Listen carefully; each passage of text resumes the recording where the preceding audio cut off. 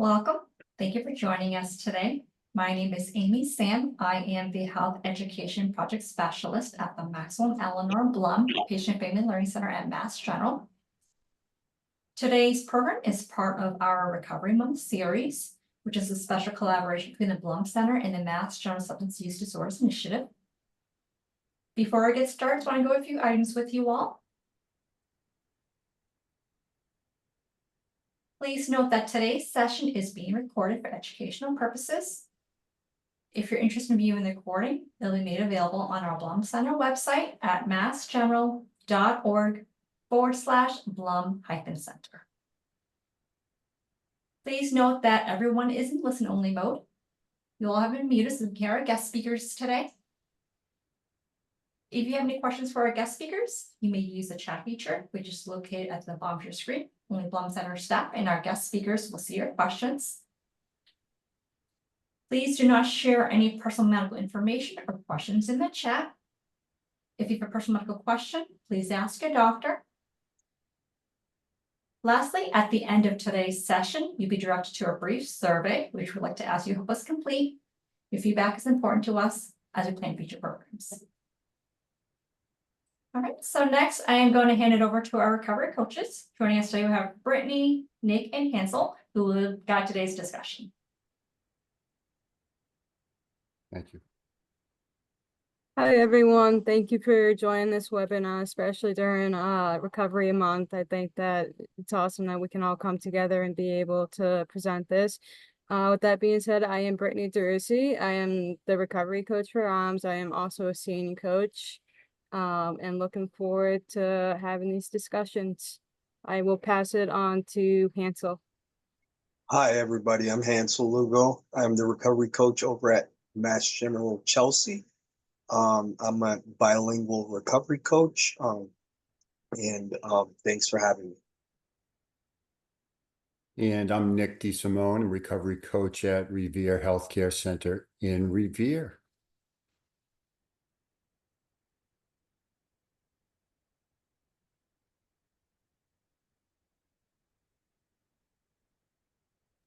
Sorry, guys. I'm stuck on my slides. Oh, hold on. Sorry. All right. Let's do this again. All right, understanding our own biases. So we're going to jump right into this so we have all the time that we can share because we have amazing inputs. So just feel free to read the slide. And yeah, we'll dive into it. All right, Nick, what do you think?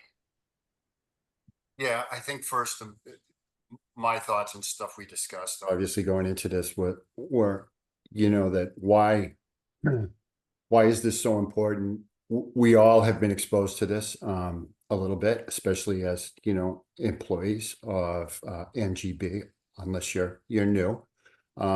As a recovery coach, this is a unique presentation for our role. And I think everybody in their own roles has sort of a maybe similar but slightly different angle on this. And for us, I think it's really important. I think that we are purveyors of hope, right? And trust between the recovery coach, peer support specialist, and their recovery is a uniquely important thing. And we know that we have a limited window to establish that. And I've found that over time, the ability to understand my biases, which over time, if you had asked me 5 years ago what my biases were, I don't think I would have been able to verbalize or analyze them like I can today. And understanding our biases as we come in and as we deal with participants from, all walks of life, it's been really important for us, I think, as we discuss this stuff, to be able to slow down, listen, change our perspective, every time we sit with a new person or even an existing person, to really make sure that we understand that we are there to understand their needs. And it's something that I personally, I find I've worked on over time, and I'll share. How are we doing on time, Brittany? We doing okay? Yeah, I would say let's pass it to Hansel in a few seconds and I'll share a ahead. little bit as well. Go ahead. All right, thank you. Yeah, it's definitely great what you guys are talking about, being able to be open to new things, open-minded, while you get to meet a person. Even in my own biases, I've been off guard many times due to the fact that, I'm Hispanic and I'm from the Caribbean. So, dealing with patients that are from Central America, South America, sometimes I get caught up in my own biases and I have to bring myself back and say it's about them, it's not about me, and learn how to talk with them and learn how to deal with them in their level, which also opens my mind to keep doing the right thing for them and being able to get them on the success pattern that they want to go to. But that's where you as a recovery coach, me as a recovery coach, can catch myself and learn from my own biases. But thanks. Yeah, that's a little bit that I brought to the table about that.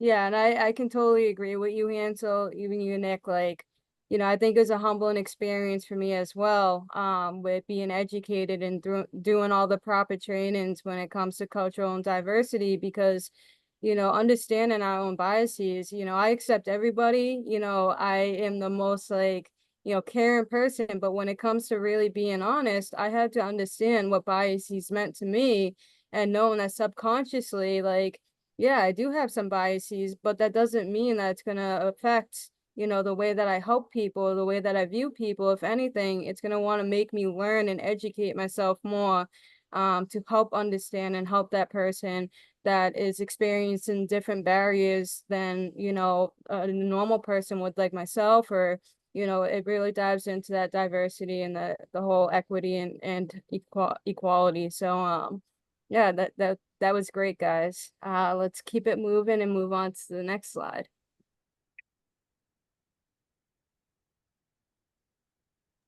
So what is worldview? Let's take some time to read these slides too. And it looks like Hansel, you got this one up. Yeah, so it says worldview is the way a person perceives life to be based on the various communities and cultures in which they have lived. Me actually seeing that and kind of looking at that, you kind of look through the lens of the culture you grew up in, all the barriers that you had in that culture, and kind of like learn from that worldview. Even when you talk to a patient, you kind of like learn from them, from their perspective, from their eyes, from what they have to go through, from what they have to struggle, and you take that into account and you pretty much try to learn from them and try to learn from what they've been through so that you can do the best to try to help them and try to help them grow within themselves as a person and break those barriers, because sometimes we are very biased on what other people think, and we shouldn't be like that. But the thing is, we have to walk on their shoes in their path and put ourselves in that perspective so that way they can be successful. And that's, something that I really like to look at is their worldview, their way. How do we go about that so that their life can change and they can be better? And I think that's something incredible to look at.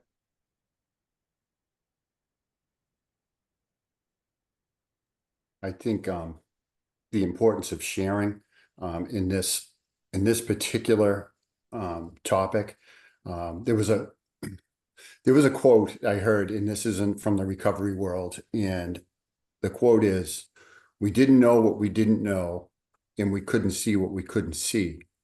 And I've found that I hear that in my head a lot as I need to go into a situation and I need to remind myself to be very open.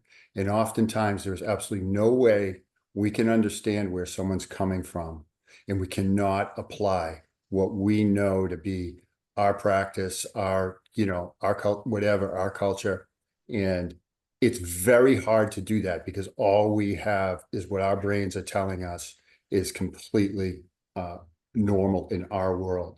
And I've picked up on the fact that I can really, there can be some misunderstanding within my mind, and I have to pull back and say, wait a minute, you have absolutely no idea. So now it's time once again to listen, be curious, and ask questions, and really, really embrace the other person's view in order to help them. So thanks, Brittany, for letting me jump in on that. Yeah, I will actually jump in on this as well, because, you know, the worldview, like, you know, when I work with participants, you know, some of the challenges is the parents for us, you know, the type of home that they were raised in, what their religion is, and, you know, what their culture beliefs are. And a lot of it is stigmatized towards mental health and substance use.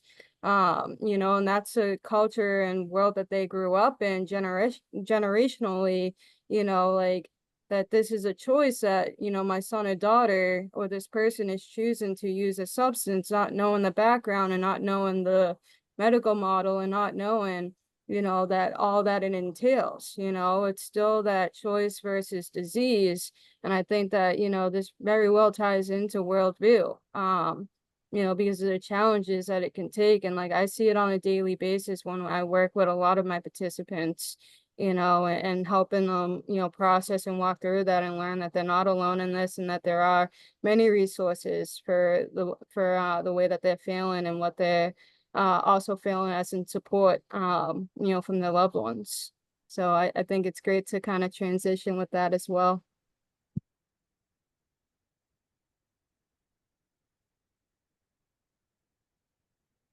All right, understanding culture. This one is me. And like Nick and Hansel, feel free to chime in at any time. Um, you know, I picked this one out specifically because you know, working with the young folks, you know, the more that I learn and educate myself, you know, one of the biggest things that really plays in the role of the arms clinic is, you know, sexual preference and gender identity. And you know, it's a lot of the participants that I help out as recovery coaches is learning, you know, how to see where they fit in, how they identify. And this is something that I'm constantly learning as well, because I feel like it's such a sensitive topic and there needs to be a lot more support around it, and culture in general, because my culture is different, you know, from the person, you know, that could be sitting across from me. But, you know, part of, you know, my role is to learn and grow with them, you know, understand where they're coming from, and most importantly, be able to know that they're accepted and that they're valued, and you know, help provide those resources that are going to make them feel like they fit in. You know, that's part of growing with them is like understanding, like really like looking at that individual and, you know, being person centered and being able to be like, hey, you know, listen, like, you know, I validate, I know what you're going through, you know, because we're talking about it and you're sharing with me and you're opening up. And, you know, there's so many aspects when it comes to culture, and there can be so many setbacks for a reason why, you know, it can be so challenging for a person to receive the help that they need, you know, especially when it comes to substance use and mental health. Yeah, I believe too, if you know, we understand their culture, we get to know them better, be able to give them a better perspective within their own recovery. So you know, just like they say, there's multiple pathways. Just like there's multiple pathways, there's also multiple personalities, multiple people that choose to want to do things their way and live their way. So we have to respect that in every way. And that's an aspect that I understand, that I think we need to understand as a person to kind of tailor to the patient's recovery and to the patient's choices. But anyway, that's something that I had to throw out there. Thank you, Brittany.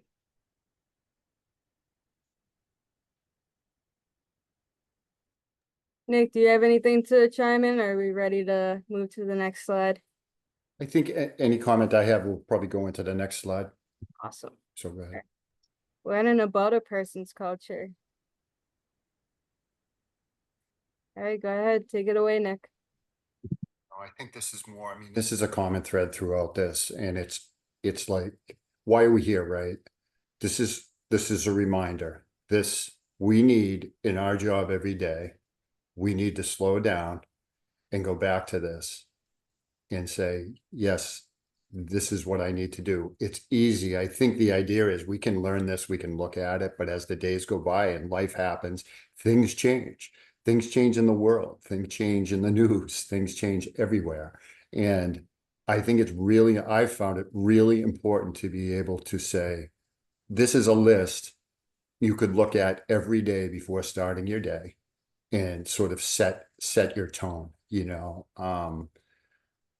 You mentioned earlier, Brittany, the fact that when we're dealing in this arena, oftentimes a person is coming in with two, like you said, a dual sort of stigma situation where they've dealt with disappointment, breakdown, and problems in the past, either in access to healthcare in general and then access to substance use disorder treatment, and the stigma that comes from both their own communities, which is something that I've dealt with a lot in Revere, is sort of the barrier that comes from the shame from interactions with family and culture, and also the general community and healthcare world. So thanks.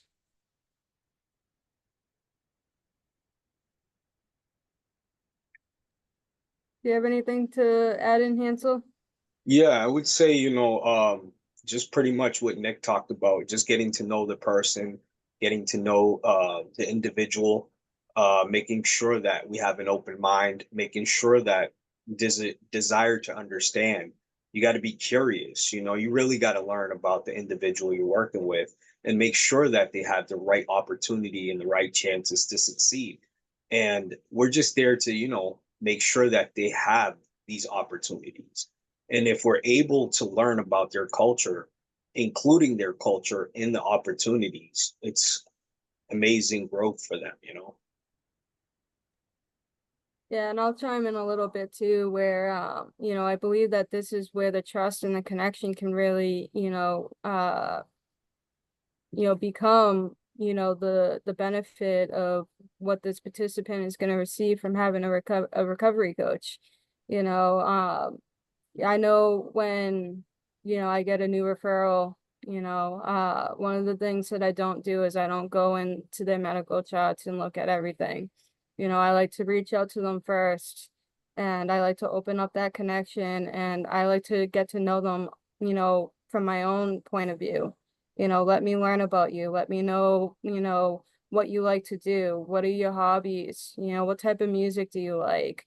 What do you like to do, for activities, and like, what does your social life look like? What is your family dynamic? All those things are really important. And it also makes a person feel like, that they're actually being cared for, that they're being acknowledged, and that they're being understood, when it comes to, like getting to even know themselves, like us asking these questions, whoever took the time to sit down and actually really get to know them, like they see all these doctors, they receive all this treatment, but from the recovery coach end, it's a totally different type of connection that we make, because we really are looking at them and we're like, just tell us about yourself.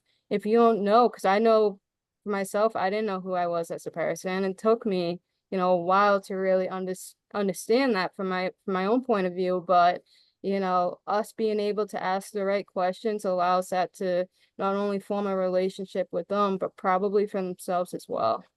So it's all, we'll transition into the next slide, that being said.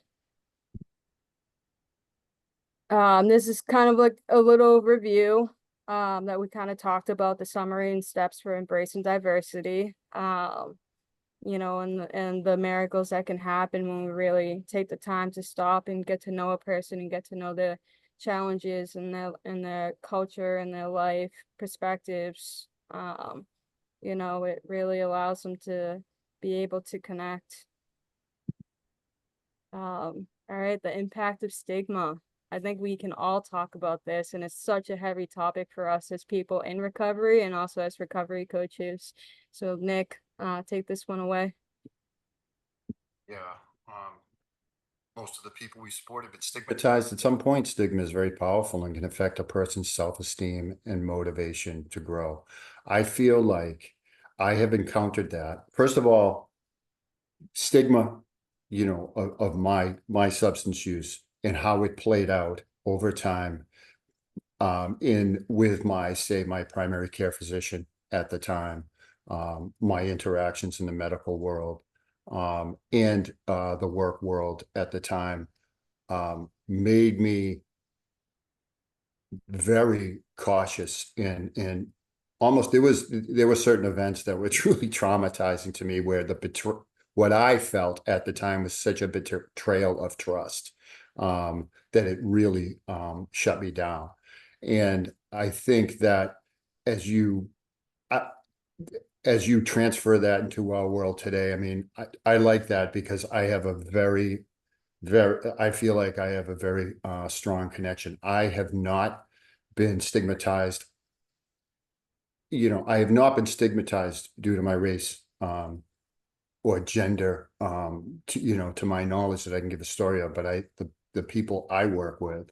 And for instance, I will say that I have found it necessary, and I'm always like careful how I approach this, but I have found it necessary um, to feel that accompanying certain people to appointments or to initial introduction to treatment, whether it be the emergency room or whatever it may be, has been extremely helpful.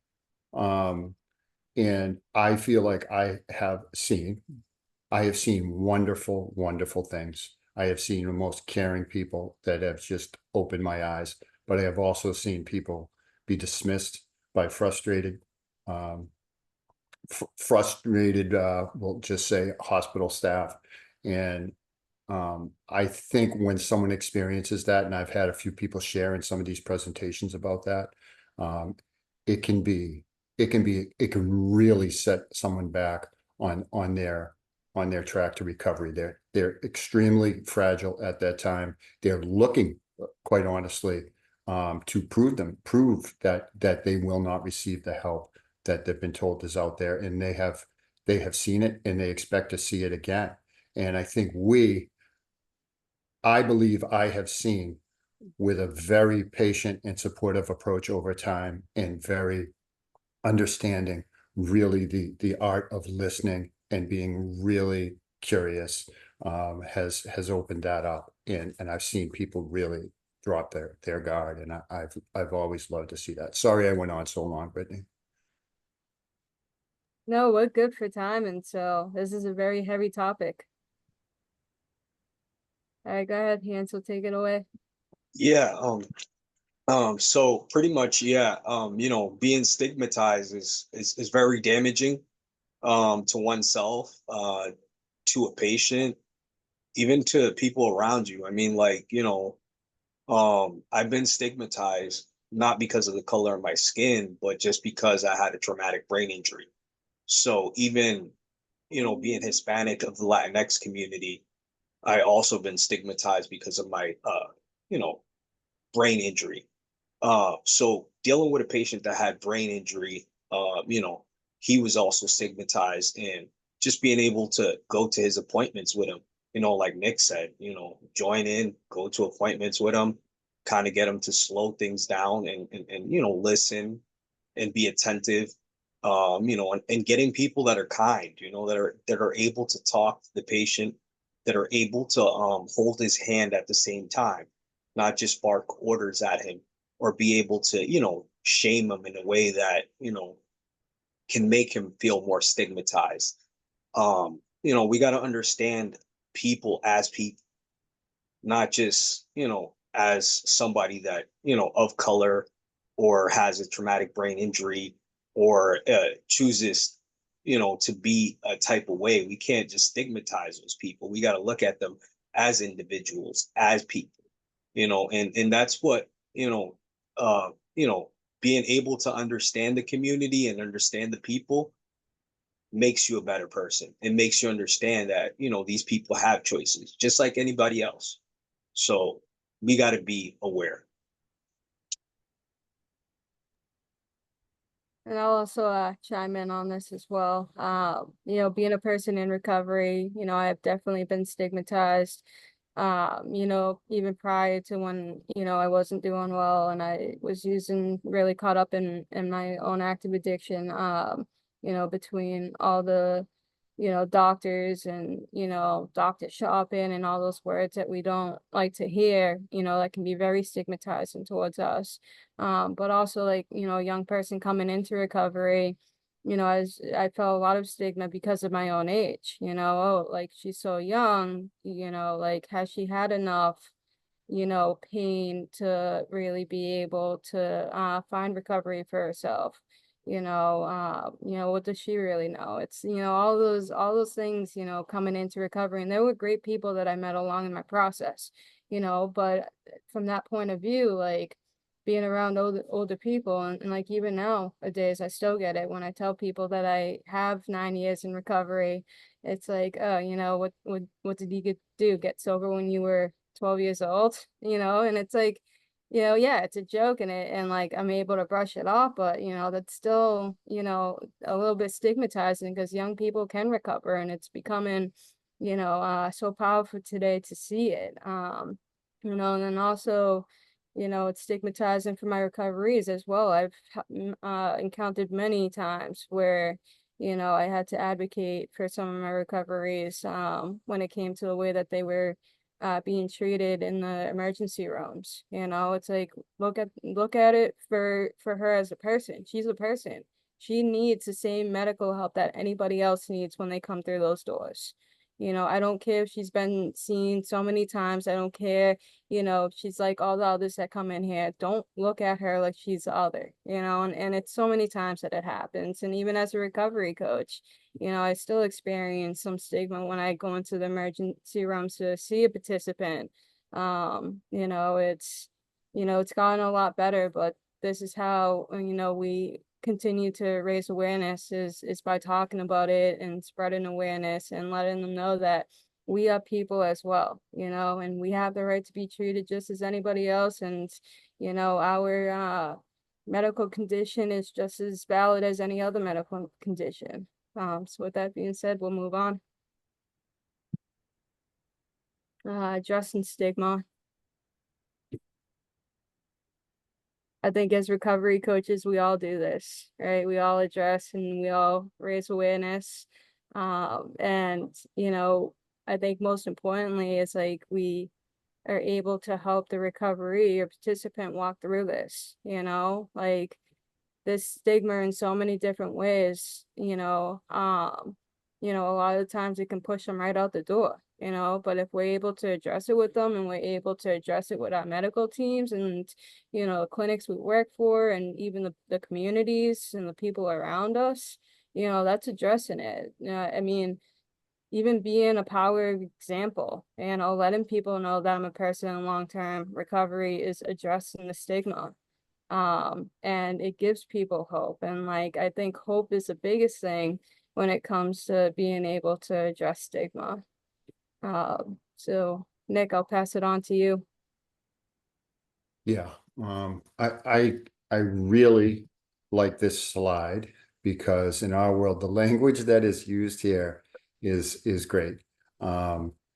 We send positive messages to the people we support, concentrating on all of the person's assets, which we call recovery capital, which most people, we tend to very much play down our assets and very much focus on the wreckage and the negative things. We do this in a sincere and non-overwhelming manner, excuse me, with repeated, honest, and positive messages. A person will start to believe in their own strengths and gain confidence, hope, and energy. And over time, you know, as recovery coaches, we're in different silos, and we have different, depending on the setting or environment we're in, our exposure to people could be short-term, it could be long-term. In my particular case, I am able to establish relationships with people over time.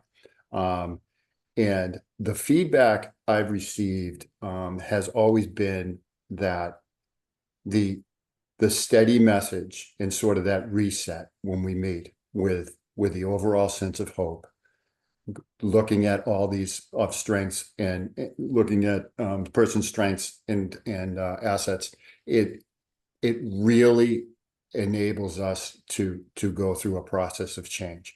And of course, stigma is what is what we are in a unique position where we can very much identify with what they've been through, very much discuss it, and very much be able to sort of work past it.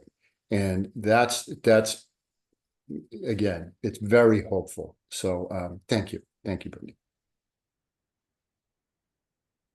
Yeah, thank you also for letting me speak on this. Addressing stigma is actually something that we as coaches need to do, because we need to advocate for our clients, our patients, due to the fact that there's some of them that are not able to speak up for themselves, you know, and being able to be that voice for the client or the patient is actually something very good, because you teach them how to actually find their voice at the same time, you know, and how they're going to be able to advocate for themselves in the future. So that way, you know, they have this sense of belonging, sense of strength, and they gather that as the work that we do together through the relationship starts to build out. And then when they have that strength and when they gather their voice, they're able to address, you know, that stigma as well. And that's something that we try to help them in every step, in every way, as recovery coaches, because we know that these barriers are going to be there and they're going to be put there. But how do we address it? How do we get through it? How do we break that barrier so that patient can have that voice and find that voice to be able to find himself? And those are things that we do as recovery coaches. We help build them up, and we help, you know, address that stigma at the same time. Yeah, and it also made me think too, just chime in real quick, is, you know, that this isn't a one size fit all, you know, everybody's recovery is going to look different, you know, and that's part of our job, is to help them figure that out. And, you know, a lot of the times I think that, you know, they get discouraged when they hear that, you know, if they're on medicated assisted treatment, you know, that they're not in recovery, or they're not in that process, or, you know, anything like that. You know, it automatically creates that barrier for stigma, and it makes them feel like, you know, that they're not, you know, doing anything, you know, to participate in their recovery, and that, you know, it really knocks them down before they can even have a chance to realize that they are in their recovery process, and they are in whatever helps their quality of life. You know, that's the way that I like to put it. And, you know, that's why, like, this process looks different for everybody. And that's why we have these conversations. It's why we eliminate that stigma right off the bat, any stigma that they may be facing. Can I say one last thing on this slide, Brittany? Of course. The other thing we, you know, I think about on this is the fact that we, in the roles we have and in the environments, we've been very, you know, we're placed in for a reason, right? And that was a decision made by the hospital at some point. I'm simplifying this language so much, but recovery coaches in their environments can be terrific resources for doctors, clinicians, any staff. And I found it extremely helpful. This isn't a matter of intelligence or anything like that. It's in the day-to-day busy. People have priorities and goals. And, you know, there may be language being used in the best sense and with all good intentions, say from a doctor to a patient. And we might get feedback about how that person felt after that appointment or something. And it's given me opportunity to have wonderful conversations with very open-minded people who are so happy to sort of get this insight. Our insight and our expertise comes from years of experience. And I've really enjoyed that. I don't think I have never run into someone who gave me the cold shoulder for having a discussion about this stuff. I've heard stories at times, but I've just had the best conversations and it's been the best experience. So I just wanted to throw that in there as far as the addressing stigma part. It's stigma in our own language. This is another very heavy topic for us. So Hansel, go ahead. Yeah, just being careful with what type of language you use, we don't like to, put people down, especially when you using terms like, he's a drunk or he's a junkie or, he chooses that path. We got to watch out with what we say. I mean, we got to be cautious with our words. We got to be careful with our words, especially knowing that, those words are hurtful. They're not like good words, and you wouldn't say it to your family. You wouldn't say it to your kids, why would you say it to somebody else, so that's why we got to be careful with what we choose in words. And we try to be able to uplift our patients, uplift the people around us, be able to tell them they can do anything they want to do, And I know that if we keep using hurtful words, people are not going to want to actually find the treatment or find the help, because who wants to go back to somebody that uses hurtful words, I wouldn't, I wouldn't go back, I would want to be around positive people that reinforce me, uplift me, and that's what we got to do. We got to be able to watch our words, help people when they need the help, be there when they need the help, and be able to uplift our community, everybody around us. And as recovery coaches, I mean, we're careful with our words because we don't want to be able to judge anybody just like they used to judge us, So I just think we always got to be careful with our words and be able to use that language precisely. Thank you. Yeah, what I have to say about this slide is, or even this topic, is that I remember, what it felt like to be called a drunk, to be called a junkie, to be called crazy, those are things like I always say, like, words will last and stick with you forever. Those are the most hurtful things, physical stuff, injuries, they can always heal, but those words, they stick with you, especially when they're coming at you, from, people on the street, your own family members, and then you go into the hospital and this is what you're being called and labeled as. And it really brings me back to, my own personal recovery, being such a young person struggling.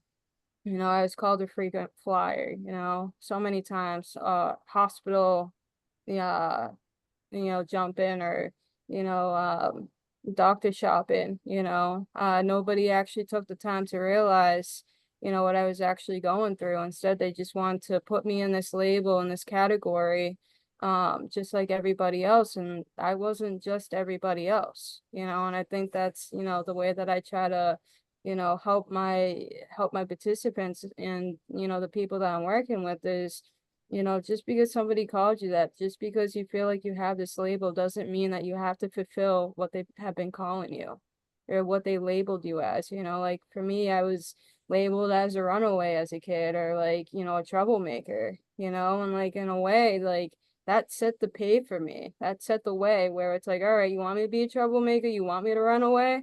This is what you're going to label me as, a delinquent? Yeah, then that's exactly what I'm going to be, because that's all I know. That's what you're calling me. You never said that this is somebody, this poor kid struggling, let's get her some help, or, get to know me as a person, to know my challenges and what I was experiencing, like really get to know me, from the point of view that like, I'm just not everybody else that you label in this category, so that's what I try to bring, that's what I try to like share with my participants as well is, who cares what people are calling you? Like, these are all the things that you're not, and these are the things that you are that I'm seeing, and, try to spread that throughout, all their providers and support systems. Like, this is what they need to hear, and this is what they deserve to hear. On this topic, I think that this is another circumstance where a good conversation, inquisitive conversation, oftentimes I will ask how a person may want to discuss, their use, what they've gone through, what words they put to it, and sometimes we'll have a conversation around that, and it's helpful.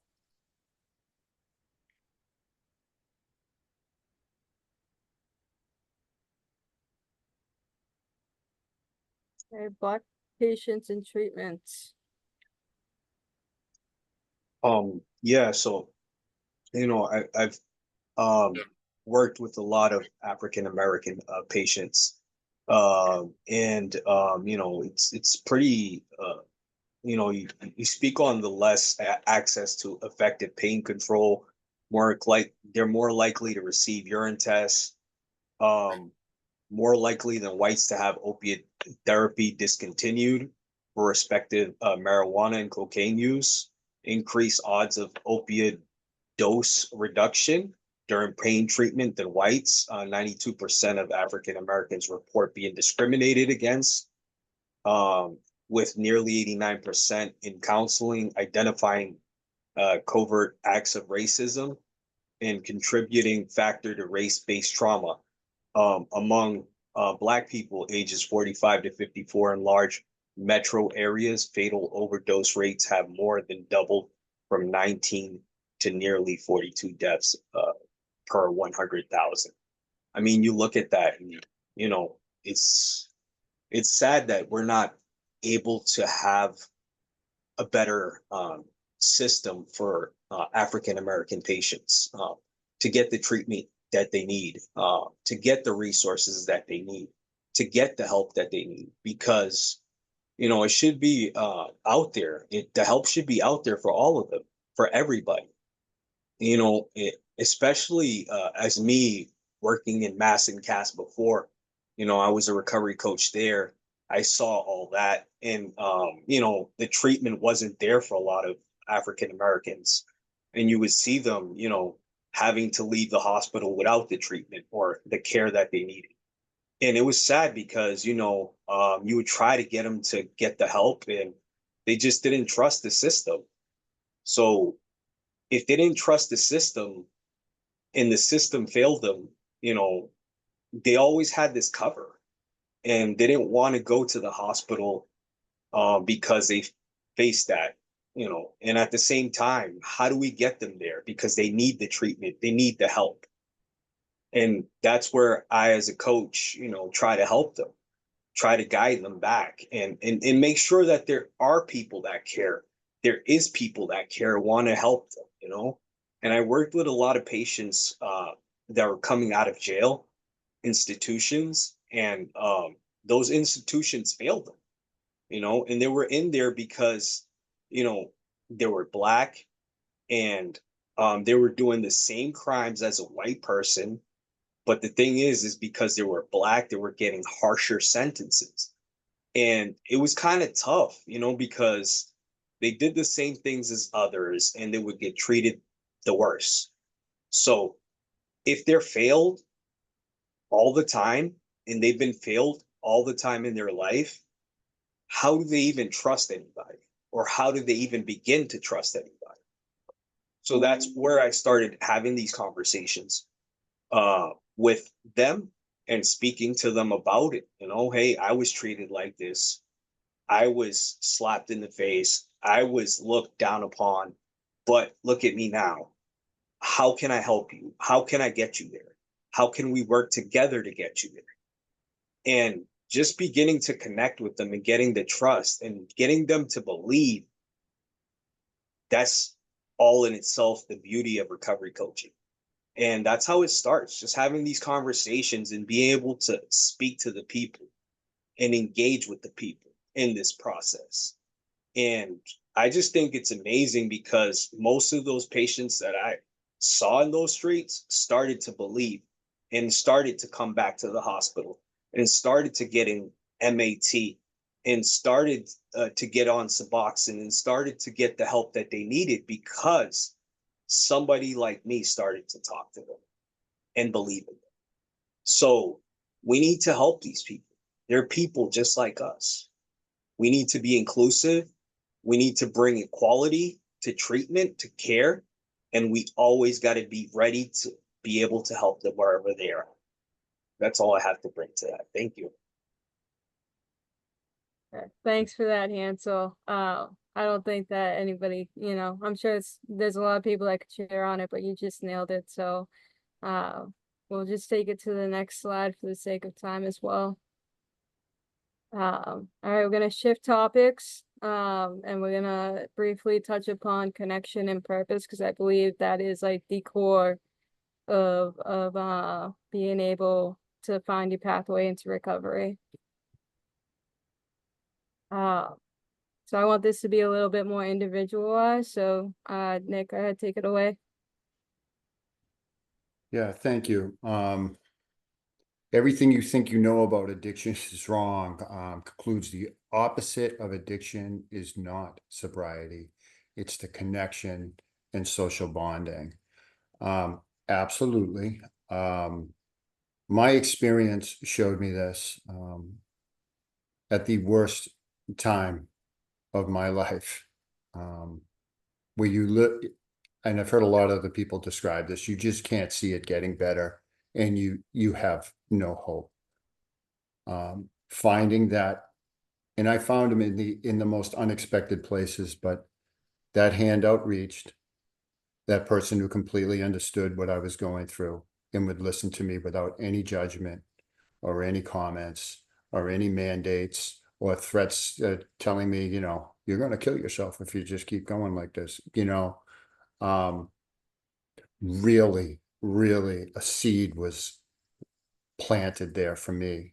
And I remember that every single day, when I have that person in front of me with that look, and you can just tell. And I know, and of course, hope springs from that, right? It's always, always about hope. And when you can listen to stories, shame, stigma, and rejection are listed there, and those are the feelings that are very accurate. And when someone can look at you and realize that what they're telling you doesn't even, it's just doesn't even register as anything wrong to us. It's just part of this disorder, or part of this experience, part of this medical condition. And that really opens up that connection. So anyway, that's what I have to say. Yeah, I'll chime in real quick and then pass it off to Hansel. But connection is so important, and that's what I try to teach my participants all the time, is find something that you feel connected with. Whether it's a hobby of yours, going to a mutual aid meeting, going for nature walks, just something that you feel connected to, because that connection is what I found for me personally that led me into feeling that I had purpose as an individual. And that connection, that purpose is what drives me today. Being a person in long-term recovery, as long as I have my connection and I feel connected with the world around me, the people around me, the community around me, my loved ones, everything. The stuff that I do and love to do, that gives me purpose. And that's why I try to as a recovery coach, embrace, that form of connection. Like, that's what you can do, is find connection. So with that being said, go ahead, Hansel. Yeah, I mean, connection's key. I think connection um maintains somebody. Um, when you have a connection to something, you start building some sort of hope within that connection. And then that hope comes. And, you know, 13 years ago, um, today, I built a connection with a mutual group of mine. And to this day, through that connection, I can maintain 13 years in recovery. And, I just say this because I just literally have 13 years in recovery. And I never thought that I could be in recovery, and being connected to something has kept me in recovery. And that hope is still alive. And connection does build hope. Thank you. And that ties us into the purpose in recovery. And like, this is what I live by every single day. And this is what I share with my participants every single time is recovery is a process of change. Right? It's to improve our health and our wellness and to live a self-directed life and strive to reach full potential. And there are going to be times where we're very imperfect, as coaches, as individuals, and we pass that along to our recoveries as well. We give them that perception, but at the end of the day, what I say is like, whatever you're doing, if you're just trying to be a better person, you're trying to do better than yesterday, then that's your process. This is purpose. That's being in recovery. And that's what I hold myself accountable for as well today. I strive to reach my full potential. I want to live a happy, healthy life. And, that's what helps me pave the way into my recovery. And that's what helps me pave the way for other people in recovery as well. So we'll pass it on to Nick. Yeah. We just got a couple minutes left because I want to be able to open it up for Yeah. questions. Yeah, no, I think we should definitely leave time. Yeah, well said. I'm going to let that go. Thank you. Good points. Do you have anything to say, Hansel? Yeah, I mean, it was well said. It's fine. Thanks. All right, so thank you, everybody. We have ended the presentation, and September is Recovery Month. So let's hear your questions and your feedback. Thank you so much. Hold on for one moment.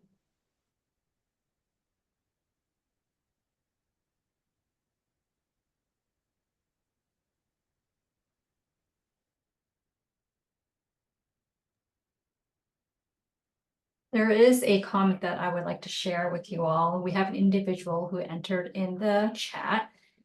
Thank you for sharing about the stigma of youth in recovery. This individual was 22 years old in 1982 when they first went to AA. They're now 65 years old and recently celebrated 34 years clean and sober. Thank you for sharing. We do have a question regarding the term recovery coach. We have a participant who really likes this term. Is this a newer term for substance abuse counselor?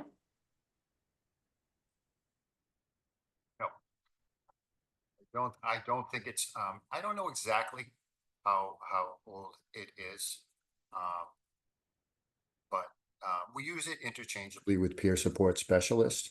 Some people like it, some people don't. I think some people feel it's a little bit sort of informal at times, or maybe limits the potential of the position when and the peer support specialist really identifies the peer piece, the equal sort of the equal standing between the participant and ourselves. And yeah, so but yeah, recovery coach has been around for a while. Someone may know far more than me, but yeah. But thank you for bringing attention to that and asking the question. Yeah, I'll also chime in too a little bit. Recovery coaching is really focused on, the fundamentals of, addiction, it really focuses on the aspect of, all right, this is, substance use. This person as a recovery coach has experience and lived experience when it comes to using substances and being caught up in the addiction piece of it, and you know, they've really been able to into the process of recovery, and you know, whatever that looks like for them. And I think, you know, kind of like the peer specialist is that, you know, peer-to-peer model. Like we do that as recovery coaching, but it's very like sometimes peer specialists may not be educated or have lived experience when it comes to substance use. You know, we really have that lived experience. As a recovery coach, we have lived experience in substance use. So I think that kind of, you know, brings it out a little bit to what we do and how we're a little bit different when it comes to the peer specialist. And what type of training is required generally to become a recovery coach? I think we can all speak on that. So Nick or Hansel. Yeah, it's similar to other, and right now, you know, we're in a process of possibly transitioning from certification to a licensing setup. So there's always been a lot of change in analysis of the position, but really it comes down to coursework, a certain number of hours. It comes down to and then your hours in the role, which is how quickly I forget, 500 hours. I believe it's 300 hours under a recovery coach supervisor formally. And you cover a variety of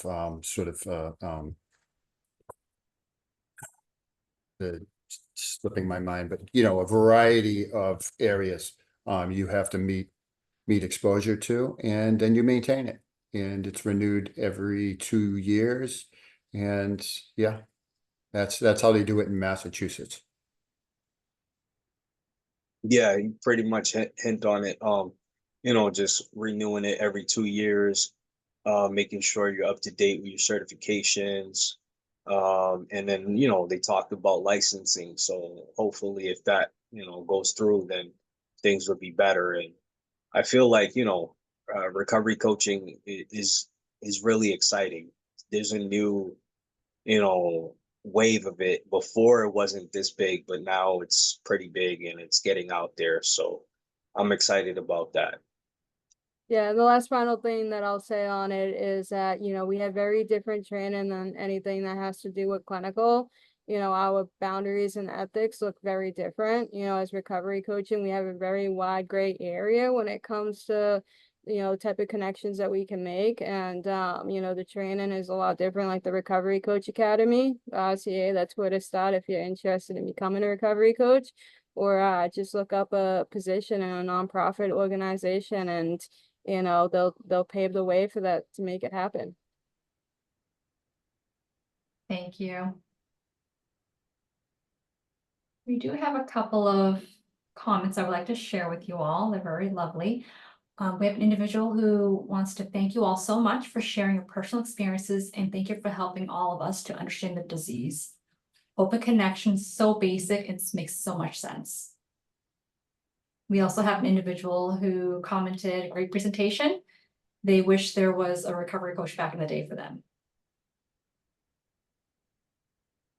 So I don't see any additional questions, comments. Before we end today's session, do you have any final thoughts you'd like to share with the audience? Thank you for all that joined. Thank you for taking the time to come show up. Thank you very much.